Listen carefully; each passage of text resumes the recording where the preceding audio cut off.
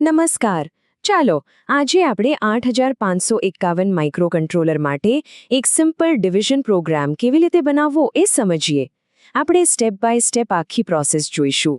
તો આપણે આ આખી પ્રોસેસ કેવી રીતે કરીશું એનો રોડમેપ અહીંયા છે.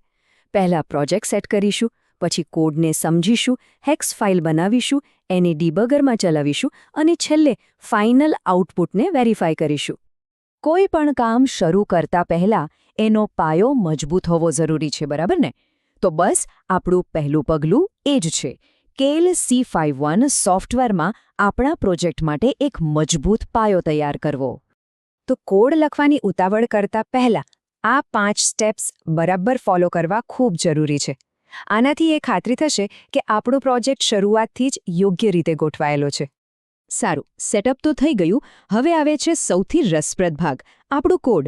ચાલો એને ઊંડાણપૂર્વક સમજીએ અને જોઈએ કે એની પાછળનું લોજિક શું છે. તો આ આખો પ્રોગ્રામ આખરે કરે છે શું? વેલ, એનું કામ એકદમ સીધું અને સરળ છે. એ કરે છે ભાગાકાર. હવે આ પ્રોગ્રામને સમજવા માટે એના 3 મુખ્ય પાત્રોને ઓળખવા પડશે. પહેલું છે ડિવિડન્ડ, એટલે કે 100, જેને આપણે ભાગવાના છીએ. બીજું છે ડિવાઇઝર, એટલે કે 10, જેના વડે ભાગવાના છીએ. અને ત્રીજું છે કોશન્ટ, જ્યાં આપણો જવાબ સ્ટોર થશે. આખા પ્રોગ્રામનો જીવ ક્યાં છે ખબર છે? બસ આ એક નાનકડી લાઇનમાં. આ જ લાઇન ખરેખર 100ને 10 વડે ભાગવાનું કામ કરે છે. એકદમ સિમ્પલ. પણ આ જવાબ ખાલી કમ્પ્યુટરમાં રહેતો શું કામનો? એટલે જ આ જે પરિણામ આવ્યું છે એને સીધું જ માઇક્રોકન્ટ્રોલરના હાર્ડવેર પોર્ટ 3 પર મોકલવામાં આવે છે, જેથી આપણે એને વાસ્તવમાં જોઈ શકીએ. હવે આપણો કોડ તો તૈયાર છે, પણ એ સી લેંગ્વેજમાં છે અને આપણો માઇક્રોકન્ટ્રોલર માત્ર મશીનની ભાષા સમજે છે. તો હવે સમય છે એનું ટ્રાન્સલેશન કરવાનું. આ પ્રોસેસ આપણા સી કોડને એક હેક્સ ફાઇલમાં કન્વર્ટ કરે છે. આ એ જ ફાઇલ છે જેને માઇક્રોકન્ટ્રોલર સીધું જ સમજી અને એક્ઝિક્યુટ કરી શકે છે. અને બસ જો બિલ્ડ વિન્ડોમાં 0 એરર્સ 0 વોર્નિંગ્સ લખેલું આવે તો એનો મતલબ કે આપણો કોડ એકદમ પરફેક્ટ છે અને હવે આપણે એને ટેસ્ટ કરી શકીએ છીએ. કોડ બની ગયો, હવે એને ચલાવીને જોવાનો સમય છે.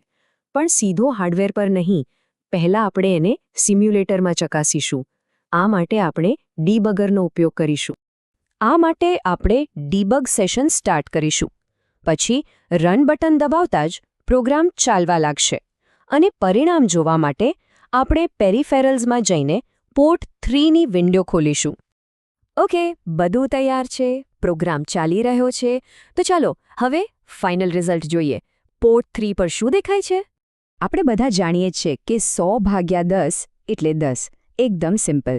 પણ શું માઇક્રોકન્ટ્રોલર પણ આ જ જવાબને 10 તરીકે જુએ છે? અહીંયા જ ખરી મજા છે. અને જવાબ છે ના. માઇક્રોકન્ટ્રોલર આપણી જેમ દશાંશ પદ્ધતિમાં નથી વિચારતું. એ હેક્સાડેસિમલમાં વિચારે છે. અને હેક્સાડેસિમલ સિસ્ટમમાં દશાંશ 10નો મતલબ થાય છે એ. અને વાત અહીંયા પણ નથી અટકતી. હાર્ડવેર એટલે કે ચિપ તો હેક્સાડેસિમલ પણ નથી સમજતી. એ સમજે છે માત્ર બાઇનરી, એટલે કે 0 અને 1. તો આ હેક્સાડેસિમલ એને બાઇનરીમાં ફેરવતા બને છે 1010. તો હવે જ્યારે આપણે ડીબગરમાં પોર્ટ 3 પર જોઈએ છીએ ત્યારે આપણને આ જ દેખાય છે. જે પિન 1 છે એ ચાલુ દેખાશે અને જે 0 છે એ બંધ. આ 1010ની પેટર્ન આપણા જવાબ એટલે કે 10ની પાક્કી સાબિતી છે.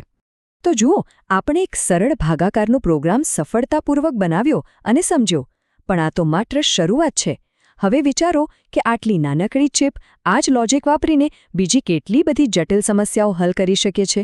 શક્યતાઓ ખરેખર અનંત છે.